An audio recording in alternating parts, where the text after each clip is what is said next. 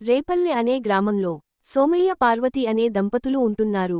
వీళ్ళు రోజు వాళ్ళింట్లో పళ్ల మొక్కలు, కూరగాయల మొక్కలు అన్ని సేంద్రియ పద్ధతిలో వాళ్ళు ఇవన్నీ పండించే వాళ్ళు. ఒకరోజు సోమయ్య అడవి నుంచి వస్తున్నప్పుడు దారిలో తనకి ఒక విత్తనం కనిపించింది.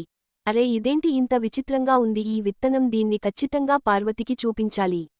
ఇదిగో పార్వతి, ఇటు ఒకసారి రా, ఇదేమిటో చూడు, నా చేతిలో ఉన్నది ఇది నాకు అడవిలో వస్తుండగా నాకు కనిపించింది. ఈ విత్తనం చాలా వింతగా అనిపించింది, అందుకే నీకు చూపిద్దామని తీసుకొచ్చాను. ఏది ఒకసారి చూపించండి. అవునండి, ఇది మనం ఎప్పుడూ వాడే విత్తనం లాగా అనిపించట్లేదు. అసలు ఏమై ఉంటుంది ఈ విత్తనం? ఒక పని చేద్దామండి, మన తోటలోనే ఈ విత్తనం కూడా వేసి చూద్దాం, అసలు ఏమీ మొక్క వస్తుందో. సరే పార్వతి, ఆ విత్తనం ఇటు తీసుకురా, మన పెరట్లో ఈ విత్తనం వేస్తాను, ఏమొస్తుందో చూద్దాం.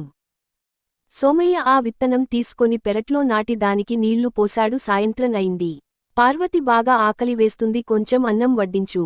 అయ్యో నా మతిమరుపు మండ, ఇంతసేపైనా మిమ్మల్ని ఆ మాట అడగనే లేదండి, కాని ఈరోజు మన తోటలో పెరిగిన తాజా వంకాయలతో, టమాటాలతో మీకు గుత్తి వంకాయ కూర నెయ్యి వేసి రుచికరంగా వండానండి.